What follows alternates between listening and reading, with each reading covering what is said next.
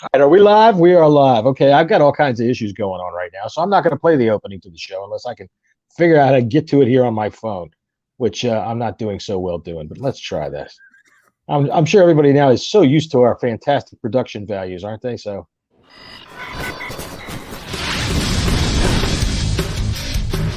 welcome to the Bleeding Burgundy podcast, a Washington football podcast by fans for fans. With your hosts, Jesse Martin. You want to play what? Okay. Say hello to my little friend. John Taylor. Quiet, numbskulls, I'm broadcasting. And Keith Gray. The King, your majesty.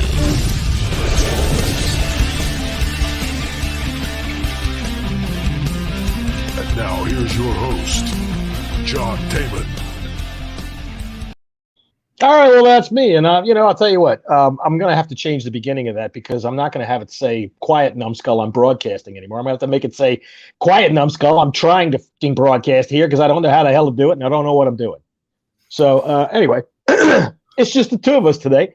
Jesse is a state employee for the state of Virginia, so he is off helping cleaning up after all the storm damage and everything like that, making those big buku bucks. And so I am joined today by my friend Keith. Keith, how are you today? Good, sir. I've had better days, but, it is what it is. And I'm not even talking about Commanders. I'm talking about real work life. Had a hell of a day here in Boston, but I'm here for the podcast, so that's all that matters. That's all that matters. Looks like a nice hotel room you got there this time. That's cool. Any like towels or soaps you can steal? Yeah, I'm sure there is, but I'm not in need of any of it. I know. I don't know why people do that kind of shit. It's not like they give you a really nice bathrobe or anything. If they did that, I might snatch that, but you never know what. I always find that they don't give you quite enough towels. And the last hotel room that I was in, the wallpaper looked like a bunch of buttholes, which I think I put a picture of it up on Twitter, and I couldn't believe it. I'm sitting there looking at it going, you gotta be kidding me. Who the hell fucking greenlit this shit? Wow. Right. Anyway, it is Tuesday, and we missed yesterday because we got a bunch of real life stuff going on. Jesse's working. I got people in my house tearing it apart and putting my wife's kitchen together, and you're on the road, so we just we moved it a day because that's what you can do when you're big time, right? Yeah, absolutely. Fucking A. That's what you can do. All right, so yet another debacle for our beloved Commanders. What do you think about the game on Sunday? Just give me a quick rundown of your initial thoughts. Just stream of consciousness. Spit it out. Let me hear it. I was hoping for a better game. I think we all were as fans. But when we get to the game, I actually thought that it going 12-7 halftime. I thought that we'd be in this. I was definitely slightly still concerned about our offense and the way things were going with our offensive line. And then of course third and fourth quarter came and nothing got any better, and it was just a very depressing, sad day to be a Commanders fan. That's getting to be a theme. Depressing, sad day to be a Commanders fan. And I agree. At halftime, I was not happy with how the game was going, but we were within striking distance. We were within a touchdown. We could have scored and at least made the game competitive. But, I keep saying this. We get beat on Wednesday, all right? I think I tweeted yesterday that welcome to the competitive portion of the Commanders game on Sunday, because Monday and Tuesday are about the only times that we have a chance, because by Wednesday the other team's gotten a hold of our game film and they go, oh, well, look, we can destroy this and wreck that and do this and do that. The shame of it is that the offense is what we thought were going to be what was going to help us through. We thought, okay, we've got the offense, we've got the weapons, we've got the ability to put up points. And as soon as we said that, they stopped putting up points, and none of their weapons have time to do anything. So I think that's the main frustration right there. I'm not much of a hosting type, and I don't want to hog the conversation. So tell me what you think about that. I mean, how does your Sunday look anymore? Do you even care about the other games anymore? It's like, Jesus Christ, what the hell am I even bothering with this shit for? Yeah, it's kind of mixed emotions because as a fan, you don't want it to be over your, me personally, I won't speak on the other people, but me personally, it's depressing in the sense that we're week 4 going now into week 5 and things already look doom and gloom. Oh, yeah. like I said, going back to the game, the past 2 games, it's clear as day that we have offensive line problems, and it seems like this started on the second to last play of the Jacksonville game when Chase Roullier went down. Yeah, and that's an indictment of the coaching staff. That I'm not telling anybody anything they don't already know and that they haven't already said. When you have one injury and it destroys the entire integrity of the line, you've got a shitty job. You've done a shitty job building the line. The thing that I don't like, Brandon Sheriff, all pro, right? I guess, everybody's talking about how he's playing so well in Jacksonville, and that's fine. He's going to do well in Jacksonville until about week 6 when he usually takes his 5 weeks off. And I don't wish any harm to him or anything like that, or wish them to have any bad luck or anything like that. But that's just been his history. He's going to miss significant time in the middle of the season. So the money that he was going to command as an all-pro, I don't have a problem with him throwing it away. Now, Eric Flowers. Why the hell isn't his phone ringing? And why isn't our team on the other end of that phone? Can you answer me that? This is the biggest problem that I currently have with what is displaying, from these past 2 games. I personally don't enjoy walking down into my section to see a guy named Wild Goose, who I had no idea, didn't know that William Jackson hit the injury list. And my biggest question was not to make fun of a guy named Wild Goose, even though it was funny to me and I definitely laughed. But at the end of or at halftime, I wasn't laughing any longer, other than our team. But losing. It's not his fault. It's not his fault. No, but my thing is just trying to understand why we don't have depth that is deep enough to where if a cornerback is injured, why do we have not someone that can take his place? Also, it's concerning to me as well. What if he wasn't injured? Does he not get rest during a game or in between a play or two because something big happened? So who's coming in? I mean, obviously, when they saw number 37, he became a target, and you see what happened with that instantly. Sure. They're paying attention to that chart. So, again, then you're looking at the Dallas game. Obviously, in the Philly game, we had problems with West snapping the ball, Schweitzer, and so that change was made. And you take a look at the offensive line, and once again, it was just brutal blow by after brutal blow by. And there's things that you can blame Carson Wentz on. Right. There are in this game but I'm still going to put the entire blame on the offensive line, not necessarily on the offensive line. They're only doing what they're capable of doing. I'm going to put the blame on the coaching staff for constructing this type of offensive line. This was not a good situation. It wasn't a good situation in Philly either.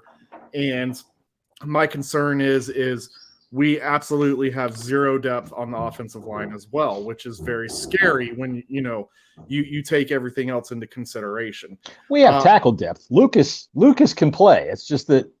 But what do you do to get him in the game? They're moving guys into different positions that they're not normally playing, and because we're so low on who's available at this point, that and I can't believe that we're talking about this in week 4.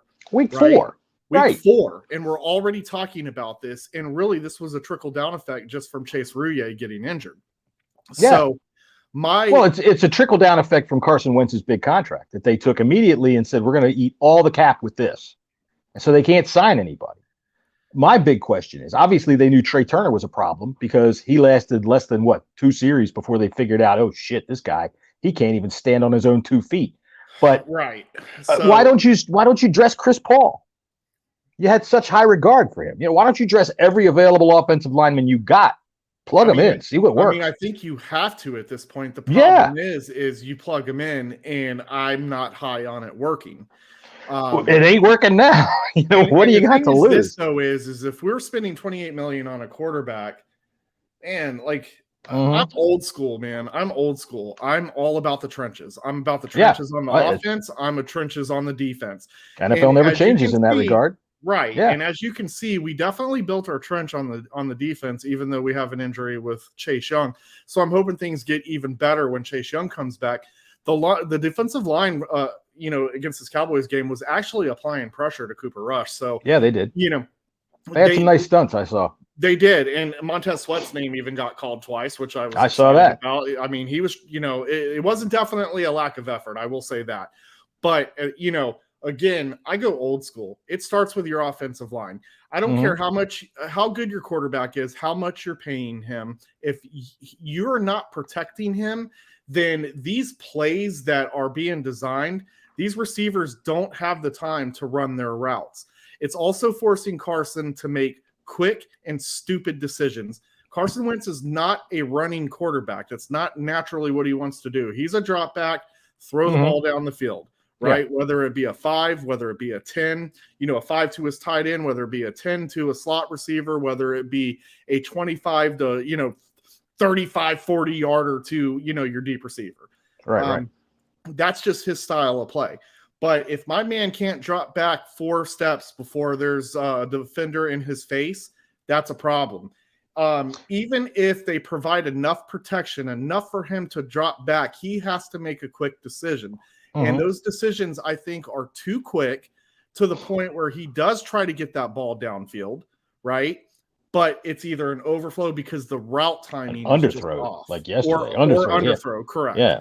The route timing is just off. And obviously I'm no expert, right? So I saw all these guys putting on Twitter, all these different seconds that he had and so on and so on. Look, I don't have to go through all that to see what I physically saw on TV. He's getting the yips, what he's got now is when the pressure isn't there, he's acting like it is. He's starting to look, he's got that Patrick Ramsey look where he's yipping around in the pocket. He throws, look, there was that play that Diggs broke up down the sideline to Terry McLaurin that he threw off the back foot, drifting backwards, that I thought was wide open. Terry had a step on him, and if he'd have laid it out a little bit further, he's got him. But it's underthrown because he's backing up off his back foot when there really wasn't enough pressure on that play to cause him to do that. There was a lot of shots, small passes, this week and last week, where he's wide, he's high, he doesn't throw it well because he's rushing things, and he's got the eyes in the back of his head thinking that the rush is closer than it is because it usually is. So we're in a quandary situation there, but I want to address what do you think about all these people that are talking about benching Wentz and bringing in Taylor Heineke? Here they come. The hive is open.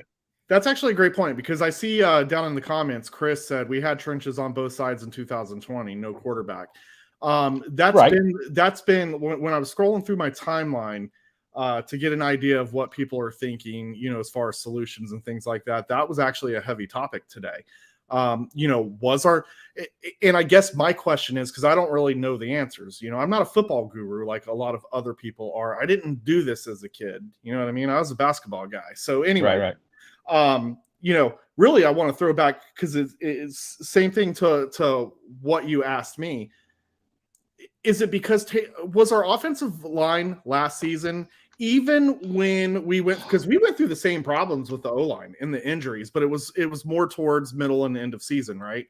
Right. So was the difference, in your opinion, that Taylor Heineke could actually get away from dirty pockets? No, because I don't think that Taylor Heineke did as much getting away as people seem to think. I think Taylor Heineke has just as much of a problem with Carson Wentz as trying to hit a big play as often as he can. And many times I thought that a lot of his so-called heroic little scrambles happened because you held the ball too fucking long. You didn't throw it when you were supposed to. You had a guy that was open that's within your range, but he holds the ball a bit too long. I think that going to Heineke right now is a mistake because, the whole thing about Wentz is he can get it to those guys, so we can hit him. The problem right now is that the pass rush is getting home so fast that these teams can crowd the line of scrimmage with everybody. They can bump and run with our wide receivers, and when Wentz has to make a quick throw, the whole defense is right there. There's nobody backing him off of the line of scrimmage. Nothing's backing him off. And I'm going to say hey to my friend Matt Gizmo there. I don't know who he is, but great to see you guys streaming. I've watched my cartoons for years. Hope your streams start to get some traction. Despite my misguided love for Washington, I'll continue to promote your channel on my stuff. I appreciate that, man. I know a lot of folks that are here to listen to us on the Bleeding Burgundy podcast. I got this name, Bang Radio Hour, from my old podcast from way back in the day that went for a long time. And I made a shitload of cartoons too. So if you ever want to see some funny ass NFL cartoons from back in the day, give me a holler. And that's one of my friends from back then. So good to see him. The difference, I think, was two guards, two two guards. All right. We had Scherf, who, the word all pro or the words all pro get thrown at him because he earned the honor. But honestly, I never saw what the hell they saw that said that he was an all pro right guard. I think they just went, give it to that guy. He was good, but I didn't see anything terrifically special. But Eric Flowers, on the other hand, not only was he a mauler, he set the tone. That guy had attitude. He didn't create penalties for himself. He didn't get out and do stupid things. But you knew when that son of a bitch was coming. When you wanted to run the ball to the left, he was going to pop somebody. And we need that kind of guy. There wasn't anybody getting through Eric Flowers. But right now, Trey Turner was an absolute waste of time. I mean, I don't know what's wrong with him. He had a much better career. He's only 29, but whatever's going on with him right now, he has no idea where he is. And Scott Norwell, he dances with himself. He spins around in circles and he looks at the other way, but he's got nobody in front of him to block because they're all past him already. The backup center is a backup center, but last year we had a backup center too, and we survived because those two guards played much better than what we're getting out of our two guards right now. Cosme, I think it was Mark Tyler, I think, said today that Cosme benefited a lot from having Scherf beside him, helping clean up some of his trash. And I can see the logic in that, especially since now he doesn't have Scherf beside him and he's getting beat like a drum. They're coming around him so fast. So apparently he's injured, not even going to be playing in this upcoming game. Well, I mean, that gives us Cornelius Lucas, which hurts us in depth, but I think helps us in talent. Don't you think? I was thinking maybe move Cosme into left guard and let Lucas just take over at right tackle because Cosme's struggling. Well, we have Larson coming back, and Sadiq Charles is getting the start as well. So right now, John, what we're playing is trial and error. We're moving guys around to see if something sticks, and that's the big problem that I'm having. Well, this is what Sadiq Charles' ninth try. Come on, let's see something, buddy. Let's see what. And that's the point. Like, we drafted you. We drafted you early. We drafted you to become a member of this team and actually. Yeah, we didn't draft you to be a backup. Yeah, pretty much. We at least get injured. And I understand injuries are uncontrollable, but truthfully, like, now's the time that we need you. Now's the time where you were giving the opportunity, time to step up. Now is the time for all good guards to come to the aid of their fellows. It's what we need right now. So if not, you're just going to have Carson Wentz playing scared ball.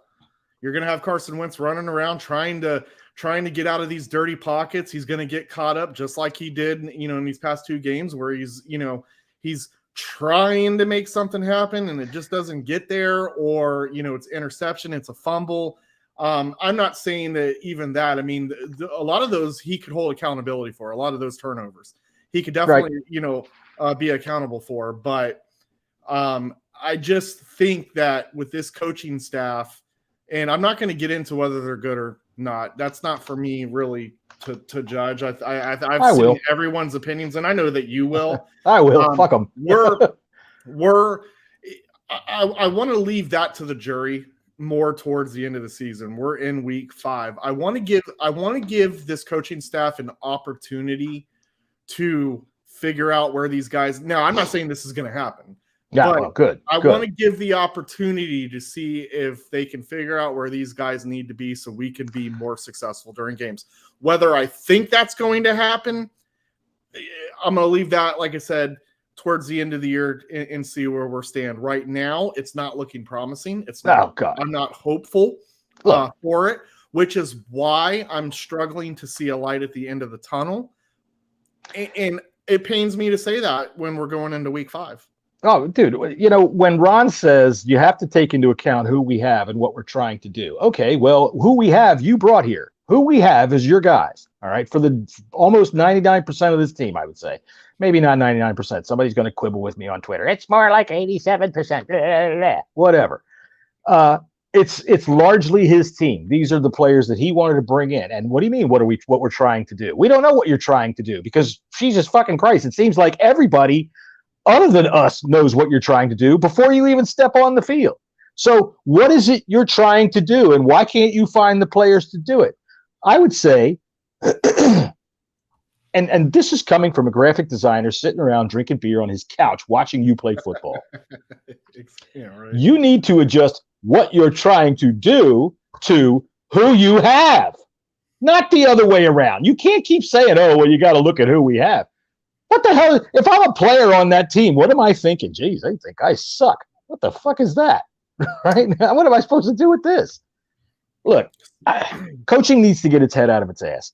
I said this on Sunday, and I've been saying it for the last year. When our defense breaks the huddle, they get right into position, and they do not move. They don't fake anything. They don't disguise anything. You don't ever see anybody. Every once in a while, you'll see Cole Holcomb jump up in the middle of the line like he's going to blitz, as if anybody gives a shit that you're going to blitz Cole Holcomb. They can block you with a fucking piece of grass on the ground. They don't do anything. They don't do anything. They just get in that. And then why do you see a rookie quarterback, or whether he's a rookie or not, I don't know, he's in his 4th NFL start, step up to the line 75% of the time and go, oh, kill. It's because the offensive coordinator can talk to him until 15 seconds before the goddamn snap and go, oh, I see what they're in here. Call this. And he goes, oh, kill. Let's do this. And it works.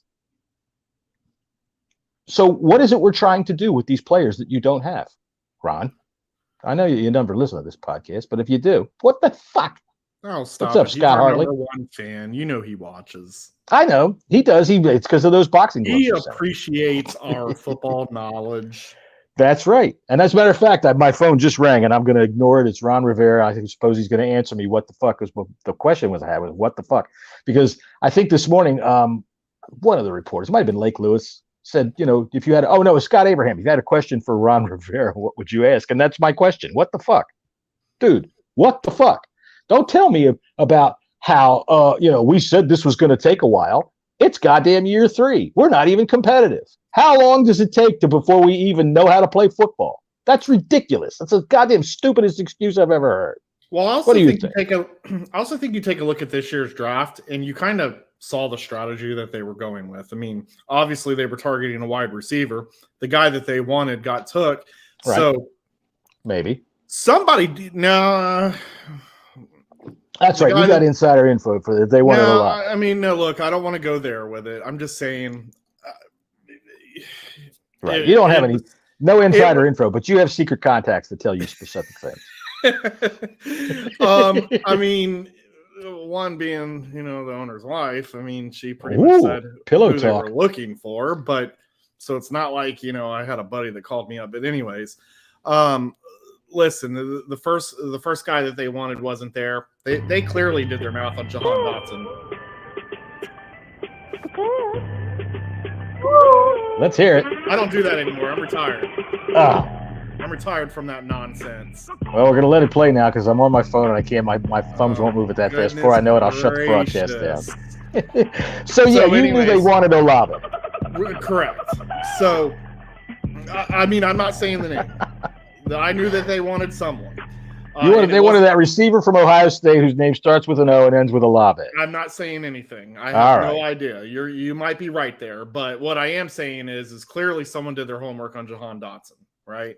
He's looking like he's looking like he's panning out, as a rookie, which again, it's kind of surprising to me, because Terry McLaurin, we just haven't been great through the years at developing wide receivers. So no, not at all. We're definitely drafting guys that got the pure talent that don't, that can come in and actually be playmakers and difference makers in games, right?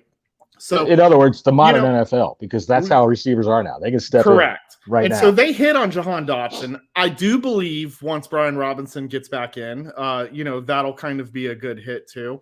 I am a firm believer. Take away the offensive line. I'm a firm believer that Scott Turner definitely had some design plays that I think there were some. There was going to be some design plays that included Antonio Gibson and put him in the receiving mix, I believe, and Robinson was going to be our natural running back. I think that there was some excitement there within his play designs, but once, the situation happened, that to me changed everything. I think that it wiped out those plays. I'm not saying that's different makers in games and we would have won with those design plays, but I think that they had to scramble to rewrite what they want to do. And then you run into early injuries. Okay. Brian Robinson can't play because he stupidly got shot being Not his robbed. fault. Like, no, I'm not saying he's stupid. I'm just saying he stupidly got shot, right?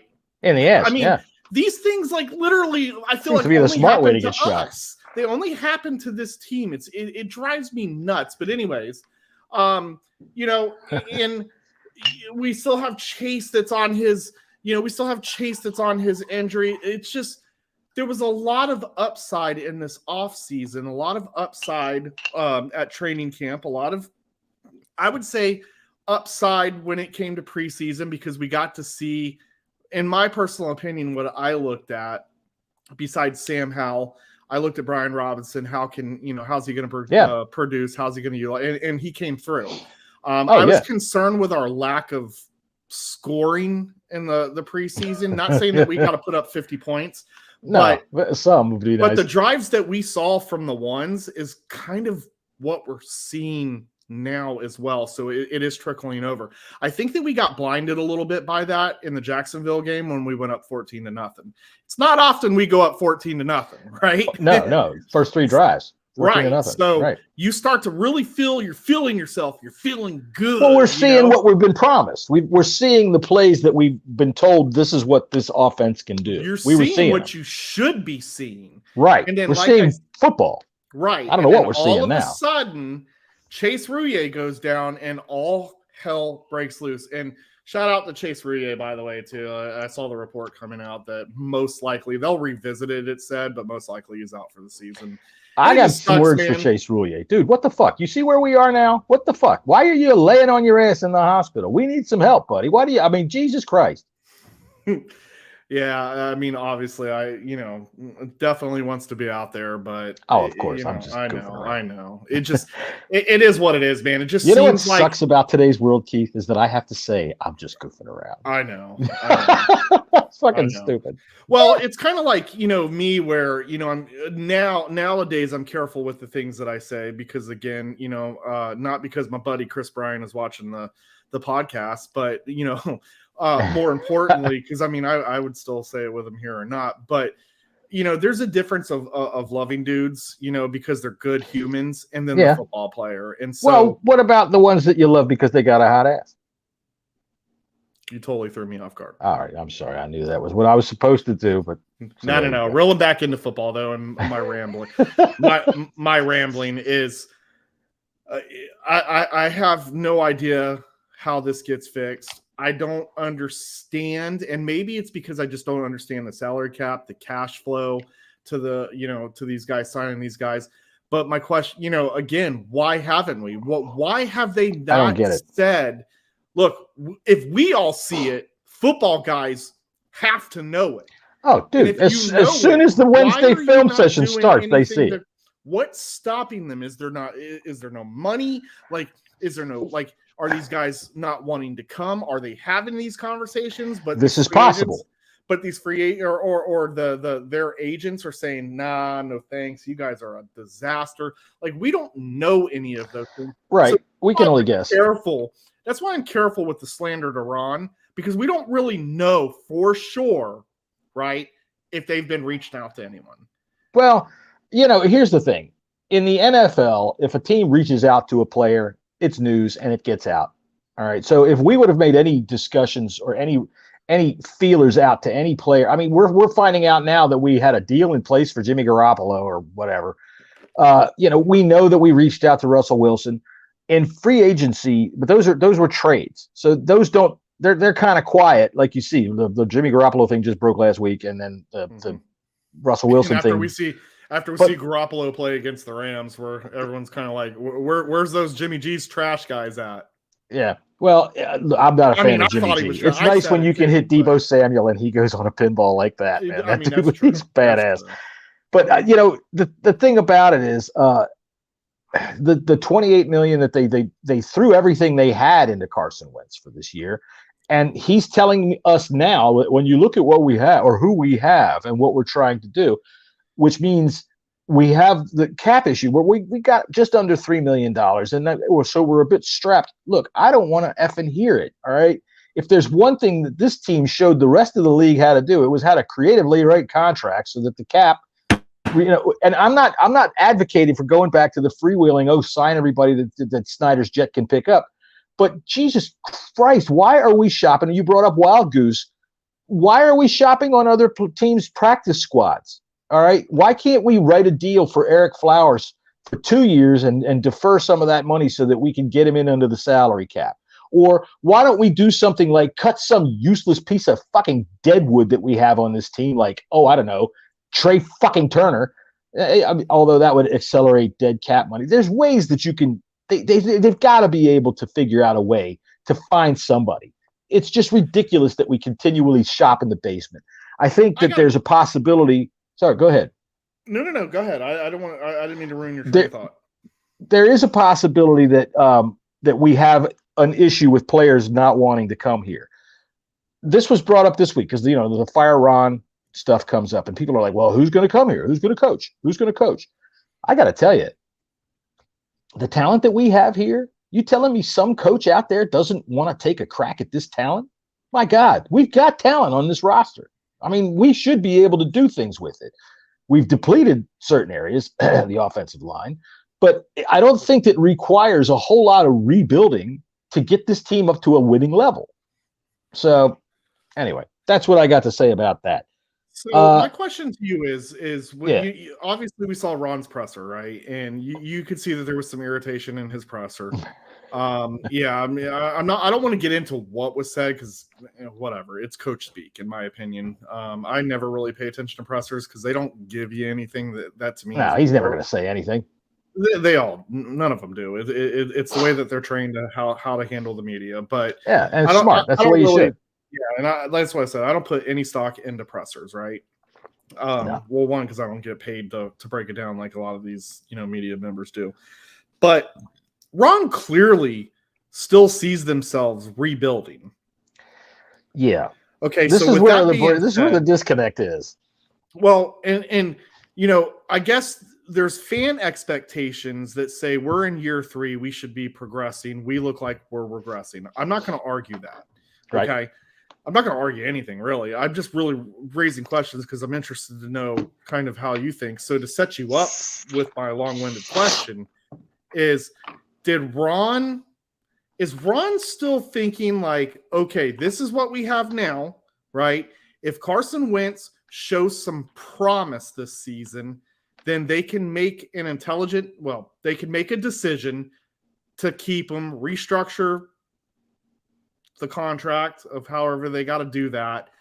And they're looking at, we're just going to continue to add pieces that are missing. So now they're learning that right now what they're struggling with is O-line. So do you think that they're kind of going now with the mindset of we're going to add pieces to that offensive line to protect the guy that we want to restructure, and that our team is going to get better? Because clearly they're building the offense, but they built it with weapons as opposed to building it in the trenches. Well, and I feel like that's kind of opposite of what you should do. I agree with you. For one, John Madden. Hold on. The Carson Wentz decision was kind of like, obviously, because with all these reports coming out, it was kind of like a hurry up and grab decision, right? Right. And they did that without preparing to somehow add pieces. Yeah, to add pieces to that O-line. And they knew that they didn't have the money to do that this season.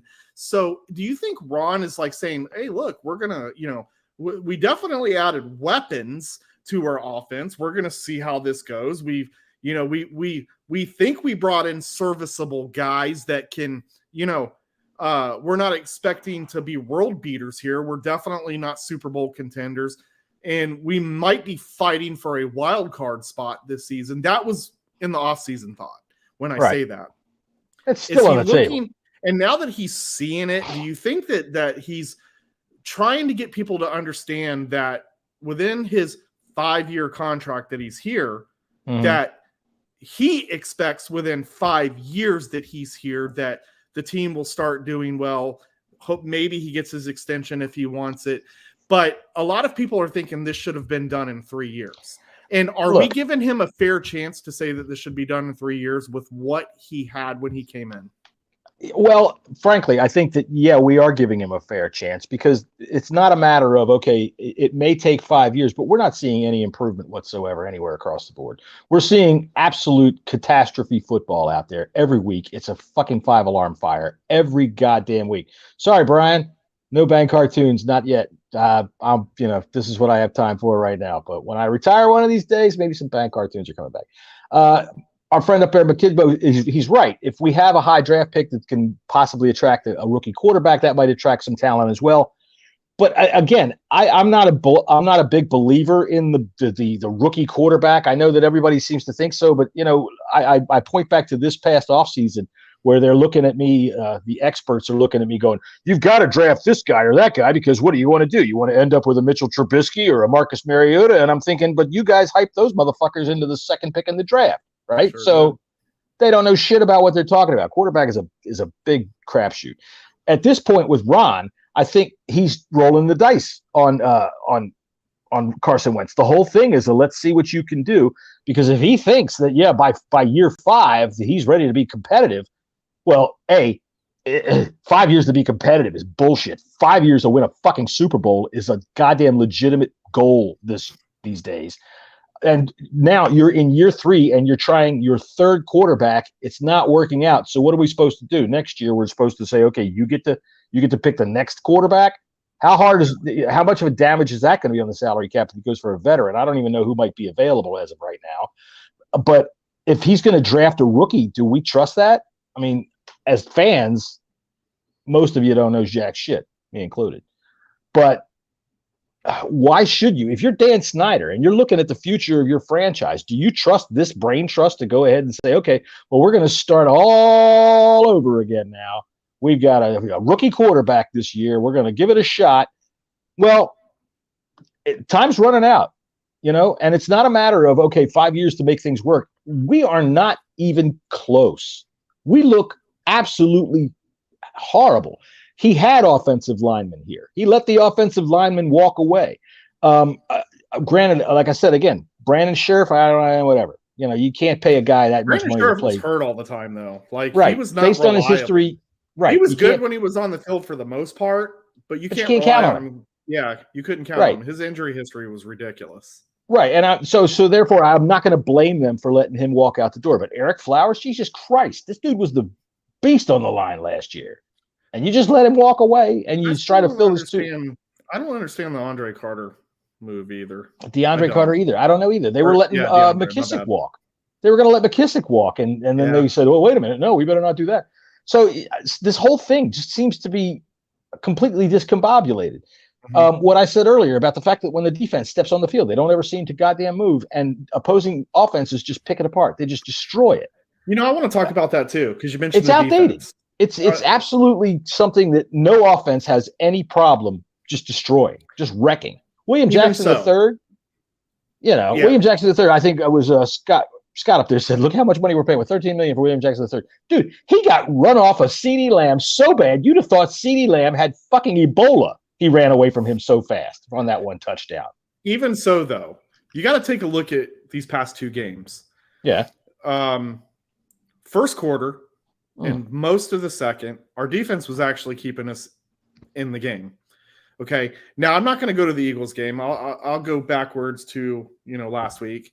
It was 12-7 halftime. Right. Okay. Right. I mean, it should be. So this is Cooper fucking Rush. Right? No, I know, but I'm just saying, on the defensive side, like a lot of people are attacking that backfield, which yes, there were, Kendall Fuller got burnt a few times. McCain was out there looking weird too. Well, Jamin Davis got schemed up again. He got schemed up into one-on-one coverage with their number one wide receiver. This is on Del Rio. How the hell does this keep happening? They keep doing it. Jamin Davis is not good in pass coverage. Jamin Davis is great. It ain't his fault that they managed to they formation and they do these adjustments and they put him right in front of CeeDee Lamb. Right. No. Exactly. And a second string quarterback was smart enough to know that. And that's the thing. Oh, I guarantee you, they called him down and said, we're going to do this and watch. CeeDee's going to be right in front of 52. Right. But to be fair, everyone goes back to that defense. And yes, we don't have a great defense, right? But it's been playing better. It's been playing better. They were keeping us in games. But here's the deal. You really have to point your fingers right now at the offensive side of the ball. We are not sustaining drives. We go 3 and out. This last game against the Cowboys, we were undisciplined, penalties. We were getting ourselves in a situation where it was short yardage to where, first downs were attainable, but then you'd have a 5-yard penalty. So what was, 2nd and 7 becomes 2nd and 12. And then once you get further back like that, you can't necessarily run the ball, which that's where our success has been, if you want to call it success, within these past 2 games. We had 100 yards rushing, I believe, against the Cowboys. We had a really good first half. The stretch runs that they were doing were working like a charm. Yeah. And the Cowboys stopped us and we didn't adjust back. Yeah. Yeah. And so, the thing is like, when you take a look at it, when all of that's happening, your defense is not having enough time to rest. No. Okay? And your offense we is know going that. 3 and out. Look, we're going to give up big plays anyways. Even if we were sustaining drives, our guys are going to give up big plays. Our guys might give up big plays more than other teams because our defense is not as good as those other teams, but our defense is good enough to keep us in games if our offense could catch up. But that's the problem. Yeah. Our offense has not been able to do that. Why? Well, the answer is this: offensive line, no depth. Those are the 2 biggest problems. No depth on defense, barely any depth on offense. It's the 2 biggest problems. All of our depth comes running back, wide receivers.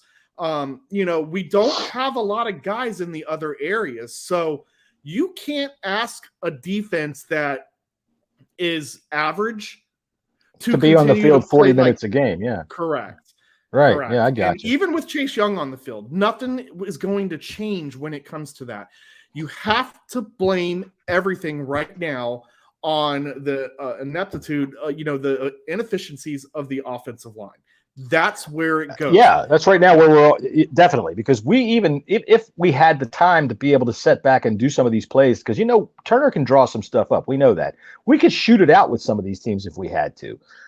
Scott Hartley putting up there, our friend from the UK. Scott I saw that earlier.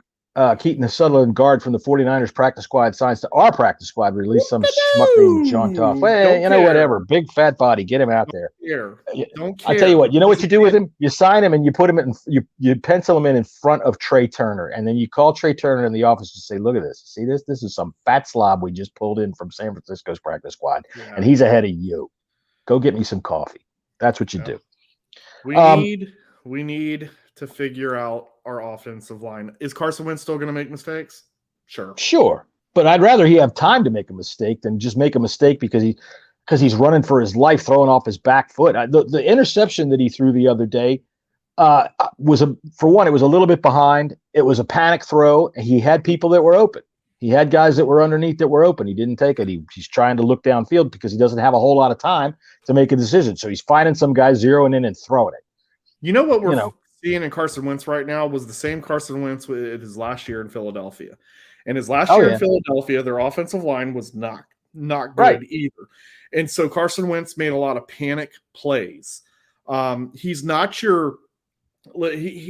Carson Wentz is what you would I don't think I'm making a big stretch here when I say he's a traditional drop back quarterback. Yeah, he is. He's the strong arm, stand back, survey the field, and throw it. He thinks twice about running because he did that when he was in Philly, and you saw that injury. So I think that's not his strong suit. He's also a big guy. He's not fast. He looks really goofy when he runs. But you can't I said on Sunday he looks like a giraffe with a sprained ankle. Yeah, when he's running, he does. When you are only rushing 3 guys, it's a 3-man rush, and they still get to the quarterback. That screams easily red flag. Red flag, huge red and flag. This is your problem all game long. And this is going to be your problem all season unless now you play this trial and error game and you're just moving guys to see what sticks. That sucks that we're having to do this in week 5. In year 3. Right. Yeah. In year 3. This is something you do when your guys have been playing, 12, 13, 14 games. Injuries are a part of the game. They're going to happen. Attrition is part of the game. I feel like this coaching staff just kind of looks past that. But yet they ignore the history. And the history has shown that these guys, unfortunately, they get hurt. It's a part of the game. And we have no one to go in and cover that. Or you raise the question like what people were raising today is, would last season, was the inefficiencies of the offensive line hidden because Taylor Heineke could actually break out of dirty pockets? Not really, because he spent too much time in the dirty pockets and got them dirty that way. What the difference is that we had some quality depth. When we lost Scherf for his little bit of time, in came Schweitzer, and he played guard, which is where he should play. When he plays guard, he's a mauler. Eric Flowers never got hurt. All right. So when we had Schweitzer did play some center last year, but this year he doesn't have any guard help. He doesn't have anybody to help him with that chip block. He doesn't have a guy on the right side of him that's going to be able to get over there fast enough because, honest to God, I think Norwell and Trey Turner both suffer from vertigo when you watch them play on the football field. Really, they're like, they're just, where do I go? It's embarrassing. So I guess what I'm going to get to now is on the defensive side. Because, I like this. We're kind of stream of consciousness with this. There's no real structure to it, but that's good. We're getting some good discussion. And by the way, let me just say, on a Bleeding Burgundy podcast note, dude, Friday, I had so much goddamn fun. When you're in a fucking decent mood and you're not all stressed out about shit, we have a ball on this show. So I'm glad that I can't wait to see Jesse come back on Friday. But like I pointed out, so I know some people were asking in the chat where Jesse is. Jesse works for the state of Virginia, and from what we understand, there was some problems in some playgrounds. There was a couple of soccer nets that were blown away by the storm. So he had to fix a few seesaws. It's really important that we get these swing sets taken care of. That's right. Call it teeter-totter. What he needs to do is go get a beard trimmer and clean up that nasty, disgusting nest that he has hanging off his chin. It's embarrassing. I think he actually gets paid by the Department of the Interior because he houses small animals in place. It's like a habitat that he has. He's out there. Now, see, he's not here. We're going to pick on him. Yeah, he's going to listen later. He's out there saving birds right now, just putting them in his beard. That's right. He's out there making sure that the home plates are all dusted off. Chipmunks and squirrels are coming out, and it's like, oh yeah. I think he works for State Highway. I don't know who he works for. He works for the state. Who cares who he works for? And he's working hard, so he's out there making some money. Dumbass. All right, so defensively, they are keeping us in the game, but it is thanks to none on Cole Holcomb's part. My God, did you see the other day when Jamin Davis? It wasn't even Jamin Davis. It was it Zeke or Pollard leaked out of the backfield? It wasn't even a big play. It was like maybe a 10, 15-yard gain. But you see Cole Holcomb do his little dance to try to fake that he's going to blitz, but then he turns his back on the side. He turns his back to the quarterback, and he looks out, and he sees the tight end being covered by somebody. So he looks at them, and he points, and he's like, okay, you got him. But then he looks way over there, and there's Zeke with the ball running the fuck up the field. I have had it with Cole Holcomb. I have had it with the linebacking on this team. I don't care who else we have as a backup. I don't give a shit. Put David Mayo in there. It's no worse. This dude, they tell me that he can do this and he can do that, and they're ready for this and they're ready for that, and I just do not see it. Jamin Davis, on the other hand, he got schemed into some bad plays, but we know he's a pass rusher. We know he's a thumper. Him, I got faith in. The secondary, again. Okay, William Jackson III, I mentioned it a little while ago. He got burnt like a drum for that touchdown by CeeDee Lamb. But where the fuck is Bobby McCain? Way over on the other side of the field, probably asking Cole Holcomb, where the fuck should I go? Well, it's the same thing. I want to say it was the Eagles game where Kendall Fuller got burnt, and then McCain. First of all, Kendall Fuller was 3-4 yards behind his man, and then on top of that, not only was he behind his man, but then McCain trying to get over, which was way late. Look, these are going to happen, right? These guys are it's big plays are going to happen on these guys. You can't stop everything, and I understand that. But the offense, the NFL set up that way. You not look silly. I'd like to see an almost amazing football thrown, where a guy has to jump in the air and go catch it, even though you think that should be defended. But like what we saw in the Eagles game, Devonta Smith, that was just a great catch, and that ball really was clearly for everyone. Give it a chance, right? Right. So I'm not going to beat up on Cole Holcomb because I also saw. I understand you will, because collectively, there's been a lot of bad plays on his end. I also saw some decent plays where he was stopping the run a little bit. I think that's his only strongest suit in linebacker, where he can stop the run. He can play the run. Yeah, he can play the run. Jamin Davis can play the run too. I think, unfortunately, they're both one of the same. I just think Jamin Davis is faster. He could close in quicker, type deal. But when it comes to the he passing, hits with a ton of bricks too. Yeah, but the thing is Jalen Hurts almost got that. He had to slide early because he saw Jamin Davis coming in. And I know I'm referring a lot back to the Eagles game because I'm disgusted with the Cowboys. Like, I hate the Eagles too, don't get me wrong, but I don't like talking about losing to the Cowboys. So if I have to skip over that shit, that's fine. But anyway, because we're seeing the same thing in the Cowboys game. Right. So again, we just have guys that are in position that they can't multitask, they can't play the pass, they can only play the run. We need guys back there that can do both. And I just, again, I'm not going to beat up on the defense this time because in early they were keeping us in games. It's the offense that was slowing everything down. I'm going to blame everything on the offense as of right now until I see something differently. All right, well, let's move into one of our segments since we're up on 50 minutes. Let's do this. Foot pass. Attaboy. Head smash. Get out of here. Or we could do this. Sit down and shut the fuck up. Shut up! Shut up! Sit the fuck down and shut up! Shut up and sit down. Will you shut up? Just sit your ass down here and shut up. Which would you rather do? Would you rather do some butt pats and head smacks, or would you rather do some sit downs and shut ups? Yeah, let's go ahead and do some butt pats, I guess. Foot pass. Attaboy. You start. I just went long-winded, and my voice is all right. Weird. All right, well, I'd say butt pats, Jay and Dotson gets a touchdown. That's nice. He's hurt. He's going to miss a couple of weeks with a hamstring. But I like him getting the touchdown. That was a nice throw. It was a nice catch. But he's not going to get my butt pat for the day. I haven't even thought about who to give my butt pat for the day. I'll tell you what. You know what I'm going to do? Since we're coming up on the baseball playoffs, I'm going to give my butt pat Attaboy. to Dax Milne because he shows us all the call for safe. This is Dax Milne's best play. And then the one he caught, but he got the one he caught out. It's like I wonder that they show him. Okay, look, when they're bearing down on you, that's when you call a fair catch. Because he called a fair catch the next punt, and there was nobody around him. And I'm like, dude, I'll give him credit for making that catch with those two guys that beat the shit out of him on the first punt. I'll give him credit for that because that takes balls, and that's hard to do. And he did it, and he held the ball. That's fine. But why do you even go out for a kickoff? Whatever. So my only butt pat of the day. Attaboy.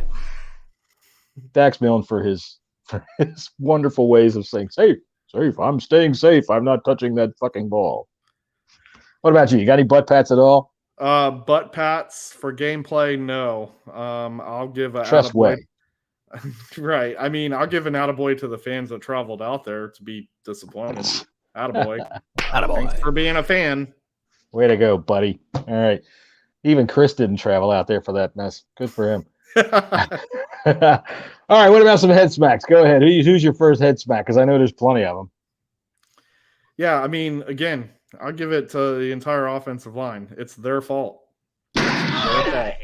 You can also give it to the coaching staff too, because I just don't think that the guys are in their right spots, and ultimately, overall, it showed in this game. Get out of here.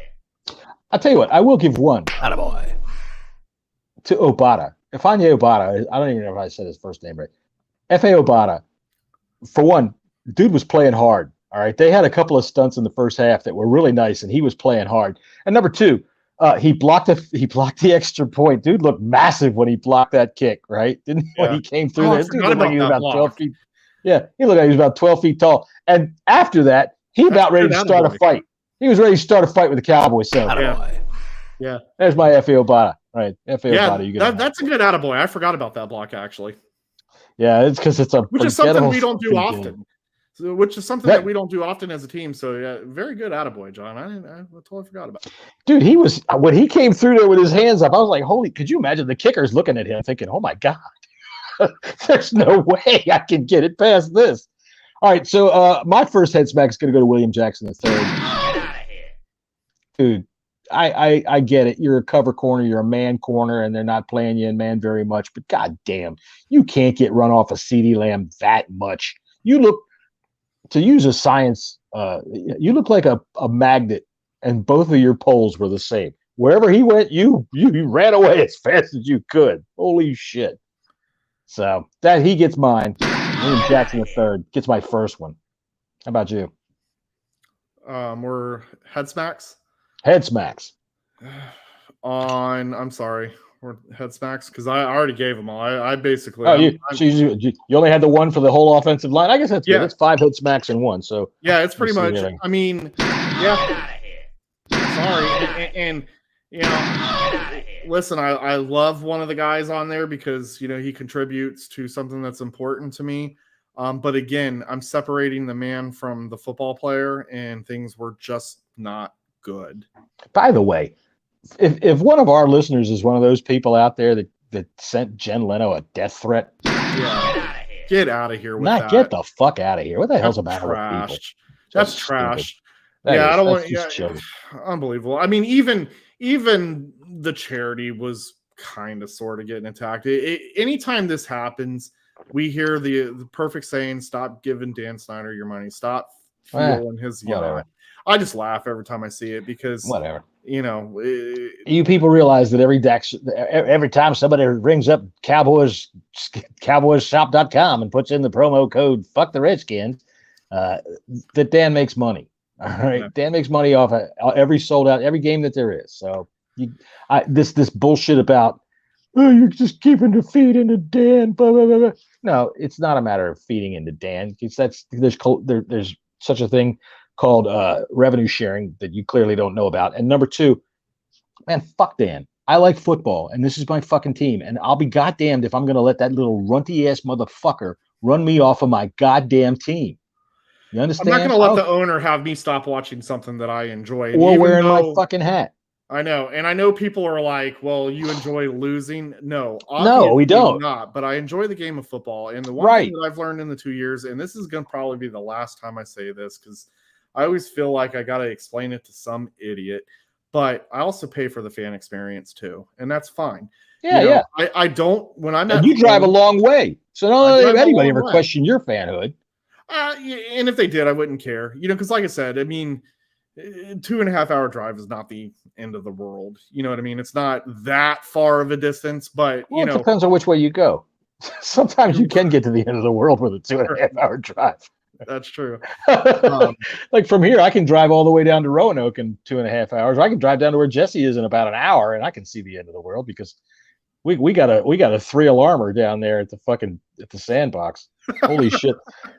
Those little animals that have springs on the bottom that the kids teeter-totter around on, those things are all fucked up. Ooh, I can't come on the podcast today because I got flooded baseball fields. Who cares?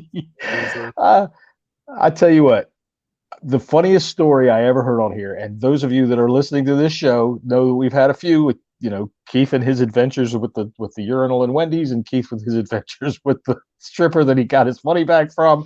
But the funniest story I've ever heard was Jesse trying to chase that piece of goddamn equipment down when he left it in gear and got out of it. That's so fucking funny. So good luck, Jesse. We're hoping right now that you are chasing a backhoe that you left in gear and trying to use that to clear off home plate. Yeah, and also I want to clarify, when I say that I pay for the fan experience, I pay to come out and hang out with a bunch of people that I've met. Look, when I'm at home, I work. Yeah. I'm working. I'm not only working professionally, which some people wouldn't even think I do. Stop it.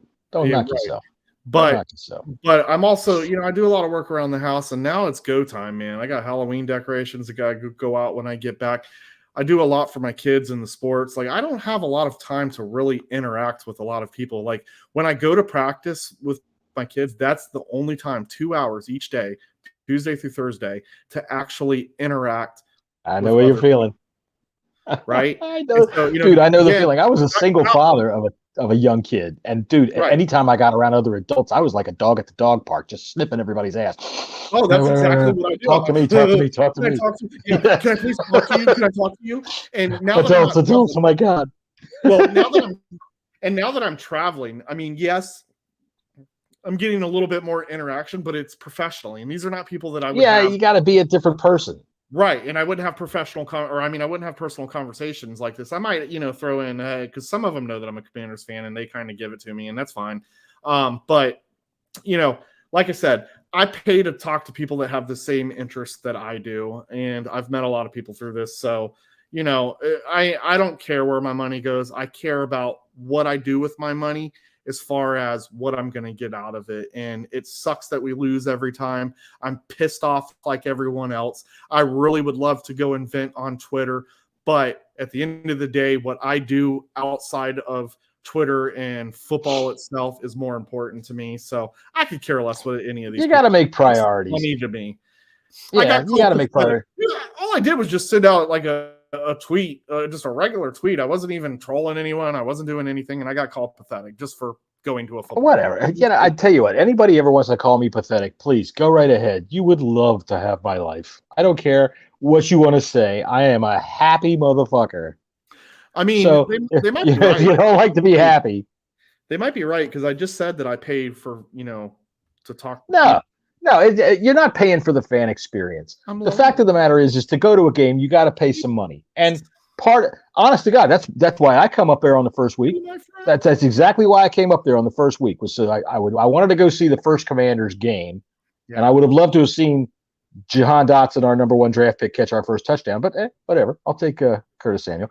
But I really enjoyed hanging out with you, hanging out with Jesse, hanging out with the guys from UK, hanging out with Chris and the Hog Farmers. I really enjoyed doing all of that stuff, man. I enjoyed like hell bombing Fred Smoot with my friends, my Sergeant Slaughter story. That was so much fun. I had a ball. And, you know, to me, I don't give a shit if Dan Snyder ends up making money on me. He's making money off of all of you people that decided I'm no longer going to be, I can't support him. I'm going to be a Ravens fan. Guess what? The first Ravens hat you bought, you paid him. So shut up. You know, that's what I say about that. I mean, I've got my fingers all fucked up here. So I know that we're coming to Sit down and shut the fuck up. Shut up! Shut up! Sit the fuck down and shut up! Shut up and sit down. Will you shut up? Just sit your ass down here and shut up. Right. Go ahead, Keith. Who you want to sit down and shut up this week? I want Ron Rivera to sit down, shut up, watch some game film, realize you're a fucking problem in this shit. Yeah, I want the entire coaching staff to sit down and shut up, stop feeding us coach speak, and figure this out. I'm not sure that it will get figured out. Right now, us fans, we see, I won't speak for us fans. For me, it's very difficult to see a light at the end of the tunnel. And I think that it does for a lot of other people based upon what I've been reading on Twitter. And the negativity is just going to get worse and worse and worse, because it's a pile of a bunch of bullshit that has been going on for so many years off the field, and yet the on-field product never helps. But never helps us. It never helps. It matches. Listen, people want to be over the off-field. People want to, you know, if we continue to do this, we're going to continue to look stupid from national and local media. They're going to continuously mention these coaches that ran through Washington and are successful everywhere. If things don't change, it's just going to get worse and worse. The fan base is going to get smaller and smaller, because there's already a lot of people that feel like this is new tradition. This is not Redskins tradition, right? Whether the team ties it in, whatever. It feels the same though, brother. No. The results are the same. That's for sure. Nothing has changed on that. And until it does, this is what's going to happen. And it's going to get worse and worse. And at the end of the day, I'll speak for all the fans on this one. We're tired of being embarrassed. Yes. So yes, that's it. You're right. That's it. When Ron says, we told you it would take some time, I get it. I get what you came into, and I get the problems that you have had to deal with. But really, a lot of that does not speak to the on-field production. All right. You can tell me all you want about look at who we have. Well, you know, like I said before, we have who you brought us. That's who we have. The execution is so bad. The schemes that they run are so bad that these other teams decipher them in no time and just obliterate them. And I think that with Ron right now feeling frustration, I understand that. He should feel frustration, but you better not be continually pointing that finger outwards. This is getting to be a load of bullshit. This is really getting to be on my nerves, this finger pointing outwards. And these people that say, oh, you fans. One of my favorite threads today, Mark Tyler. I like Mark on Twitter. somebody was screaming at him, telling him he's part of the problem. It's like, no, we are not part of the problem. We are the fans, all right? And whether we are negative or not really has no bearing on what they do. But understand that what they do has a bearing on whether or not we are fucking negative. Okay? Right. And as a fan base, I've always felt that fans have the right to be negative. Not everyone has to be. We're fans. It's short fanatic, right? Not everyone has to be rah-rah. I love that. I still feel like I came up with that term, and it just, I don't know. You didn't. Believe me. It's been a long time. Archie Andrews. I came up with it. Yeah, it was you. Yeah, I know. It was you. Well, I started it in our circle. Way to go, Keith. Yeah. Thank you. Give me an attaboy. All right, we'll give you that. Oh, didn't know. Attaboy. Thank you. Anyways, it's okay to criticize the team. Yes, it is.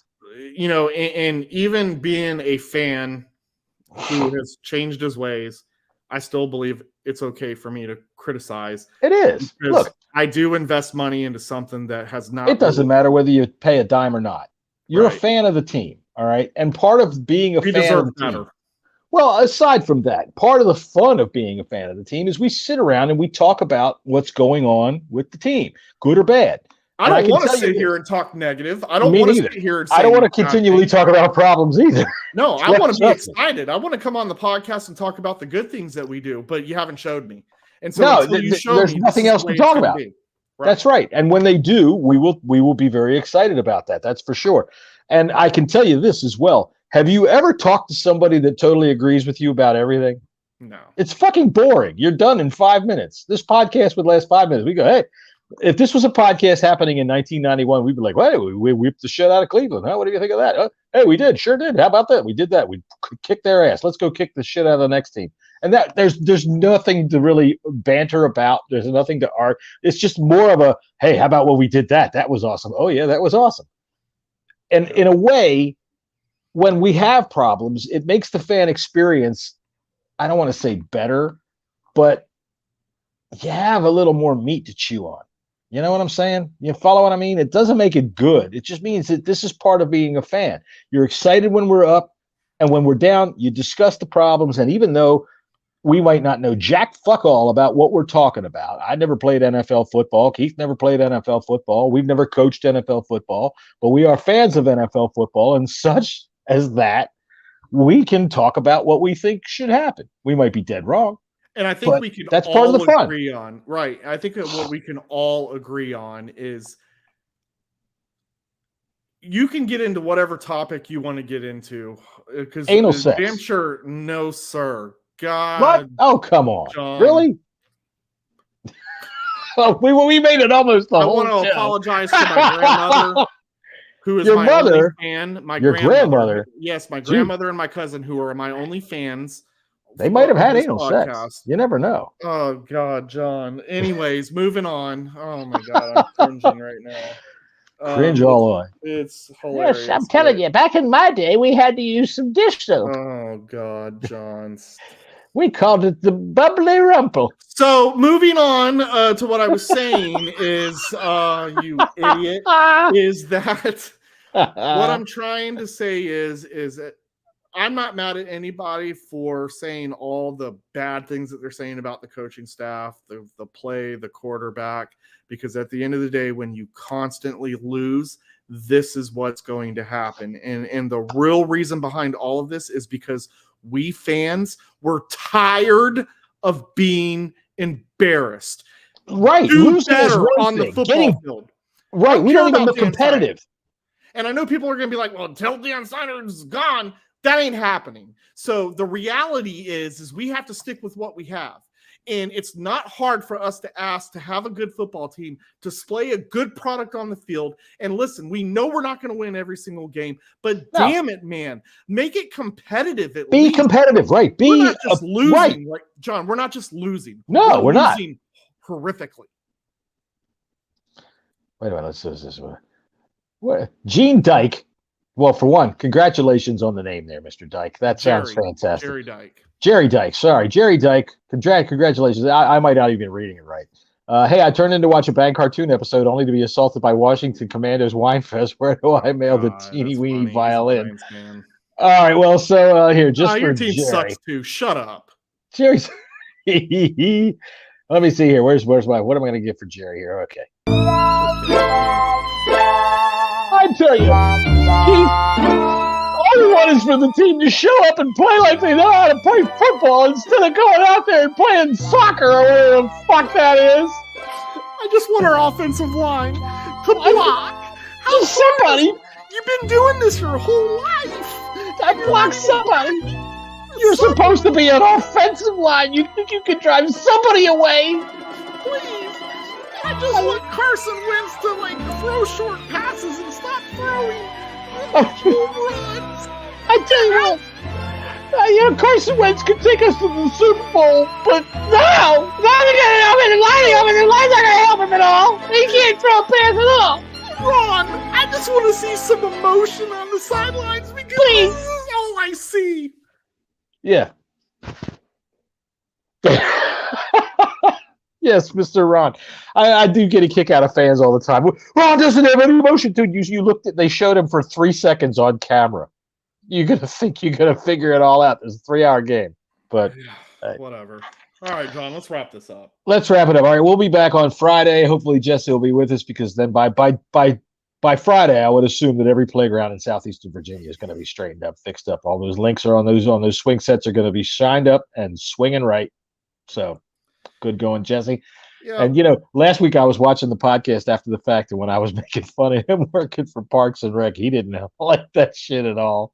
My man didn't have a smile on his face at all. He didn't. No, he didn't. Oh, well, too bad.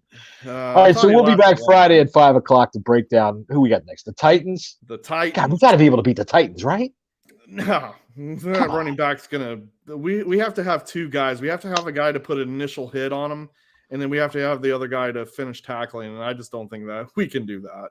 I don't know. We're okay against the run.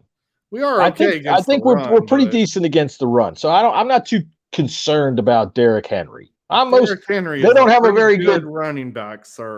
Yes, he is, but they don't have a very good pass rush. So I'm hoping that we're able to at least be competitive in the offensive side of the ball so that we can, put a little pressure on them a while. Make Tannehill. I'm hoping our offensive line can just block enough to where Carson can do something other than getting sacked or creating a turnover.